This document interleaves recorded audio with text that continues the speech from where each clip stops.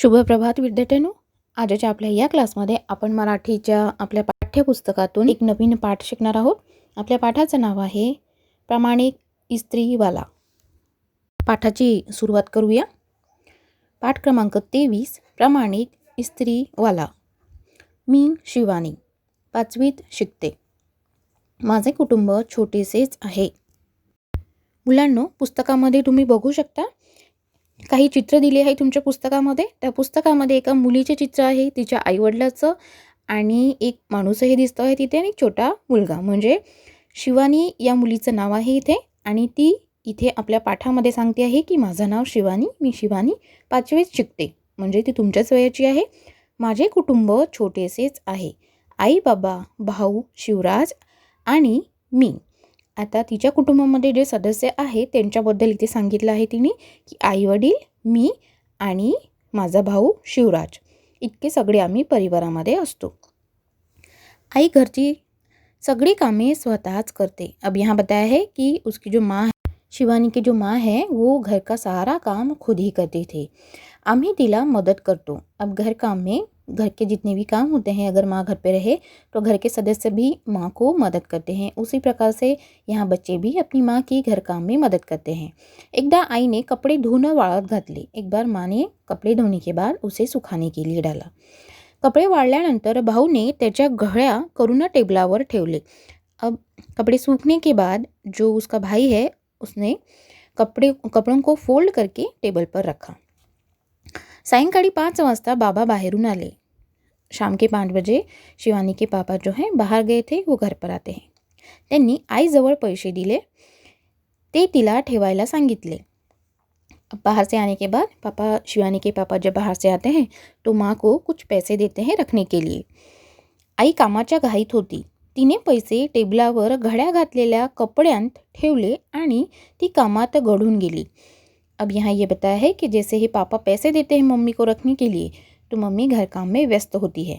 तो घाई घाई में माँ जो है, शिवानी की माँ, कपड़े जो फोल्ड किए हुए रहते हैं टेबल पर, उसी कपड़ों में से एक कपड़े में वह जो पैसे हैं वो रख देती है और उसके बाद वह अपने काम में व्यस्त हो जाती है.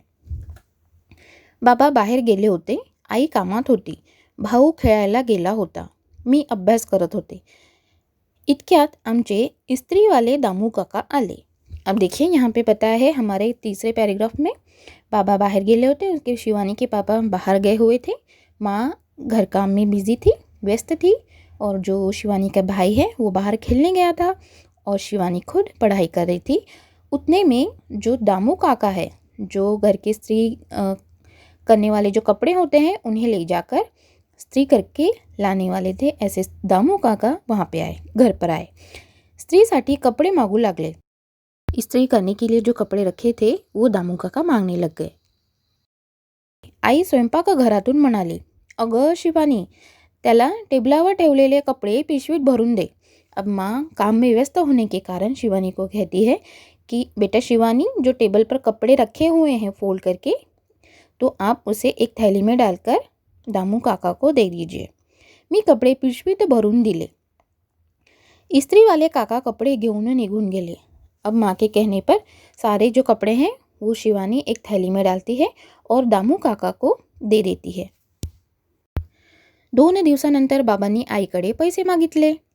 अब 2 दिन पहले जो पापा, शिवानी के पापा जो माँ को पैसे देते हैं, वो घाई गड़बड़ी में माँ टेबल पे रखे हुए कोई तो भी एक कपड़े में डाल के रख देती है और काम में व्यस्त हो जाने के कारण माँ को कुछ याद भी नहीं रहता.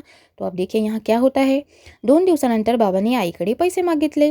नेहमीच्या सवयीप्रमाणे आई कपाटात पैसे शोधू लागली. अब जो पैसे हैं, ज़्यादातर हम लोग अलमारियों में ही पैसे रखते हैं, तो वैसे ही यहाँ पे शिवानी की माँ रोज़ की तरह पैसे अलमारी में ढूंढने लग गई. पण पैसे काही सापडेनात. लेकिन पैसे कुछ मिल ही नहीं रहे थे. आई कावरी बावरी झाली. आता इथे आई खूपच गोंधळून जात असते की पैसे कुठे गेलेले. कावरी बावरी म्हणजे इथे तुमच्या शब्दार्थामध्ये पण दिला आहे गोंधळून जाणे. कन्फ्यूज हो गई कि मैंने पैसे कहाँ रखे, पैसे गेले कुठे. आई विचारत पडली. अब जब अलमारी में बहुत ढूंढने के बावजूद पैसे नहीं मिलते तो माँ खुद कंफ्यूज हो जाती है और सोच में पड़ती है कि पैसे कहाँ गए. घरात सगळीकडे पैशांची शोधाशोध सुरू झाली, पण पैसे काही सापडले नाहीत. अब जब पैसे अलमारी में नहीं मिले तो माँ और इतर जो सदस्य हैं, जो बाकी के सदस्य हैं, वो इधर उधर पैसे ढूंढने लग गए, लेकिन पैसे कहीं भी नहीं मिले. संध्याकाळच्या वेळेला दामू काका घरी आले. ते हाका मारतच, वहिनी, अहो वहिनी. आई बाबा बाहेर आले. काय रे बाबा, कपडे आणलेस का? जरा वैतागूनच आईने विचारले.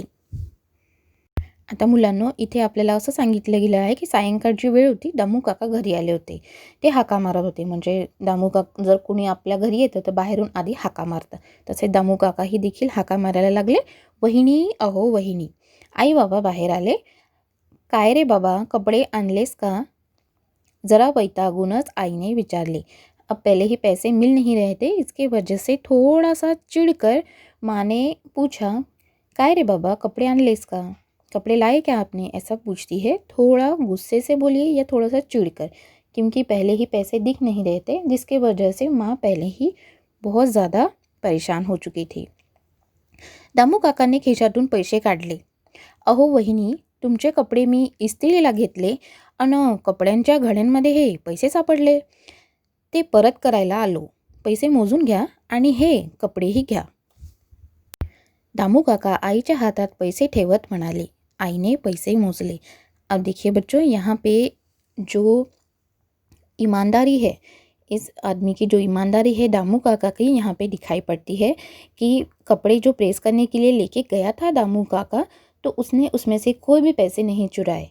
प्रेस करते समय उसे जिस कपड़ों में पैसे दिखे तो वो कपड़ों के साथ पैसे वापस करने आया, और जितने भी पैसे थे वो शिवानी की माँ के हाथों में देकर उन्होंने ये कहा दामू काका ने कि पैसे आप गिन लीजिए.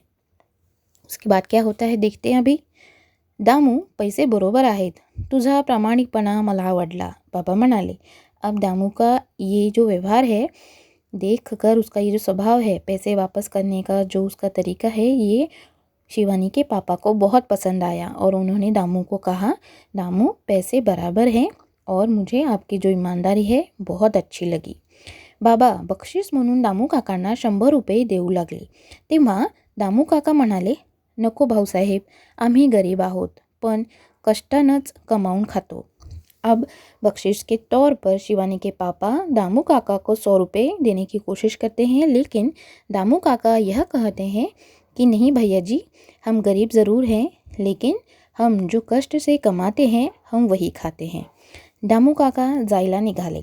अब ये कहते हुए दामू काका जाने के लिए निकल पड़े. आई बाबा त्यांच्या पाठमोऱ्या आकृतीकडे कौतुकाने पाहत राहिले. अब जैसे ही वो जाने के लिए निकलता है, वैसे पीछे से शिवानी के जो माता पिता है उसके पीछे की परछाई देखकर उनको बहुत ज़्यादा उत्सुकता से या कुतूहल से उसकी ओर देखते हैं. बच्चों, हमें यहाँ पे दामू काका से एक बात यहाँ सीखने को मिलती है. इंसान अमीर हो या गरीब हो, हमें हमारी ईमानदारी कभी भी नहीं छोड़नी चाहिए. अब यहाँ पे जो दामू काका है, स्त्री वाले हैं, यहाँ अपनी ईमानदारी दिखाते हैं अपने स्वभाव से. और एक बात यहाँ ऐसे हमें सीखने को मिलती है, यहाँ पे बख्शिश के तौर पर जब शिवानी के पापा दामू काका को 100 रुपये देना चाहते हैं तो दामू काका वो पैसे नहीं स्वीकारते. तो यहाँ पे कहीं ना कहीं जो दामू काका है, जो स्त्री वाले हैं, यहाँ पे इनका स्वभाव पता चलता है कि वह गरीब है, और गरीब होने के बावजूद भी वह जो कष्ट करेंगे, जो भी मेहनत करेंगे, उसकी जो आमदनी होगी, मेहनत से कमाई हुई जो आमदनी होगी, उसी से वह अपना गुजारा करना चाहते हैं. और जो बख्शिश के तौर पर दिए जाने वाले पैसे हैं उन्हें भी वह नहीं स्वीकारते. क्यों? क्योंकि मूल में उनका जो स्वभाव है यह ईमानदारी का है, और वह उस ईमानदारी के कोई भी पैसे नहीं लेना चाहते. वो जो भी कष्ट करेंगे, वह जो कष्ट से पैसे कमाएंगे, उसी के तौर पर वह पैसे स्वीकारेंगे. ऐसा यहाँ दामू काका के स्वभाव से पता चलता है. और बच्चों, यहाँ हमें इस पाठ से और एक बात ऐसे सीखने को मिलती है कि ईमानदारी को कभी भी पैसों से नहीं तोला जाता. इसलिए बख्शिश के तौर पर भी 100 रुपये दिए जाने वाले पैसे दामू काका ने स्वीकार नहीं किए.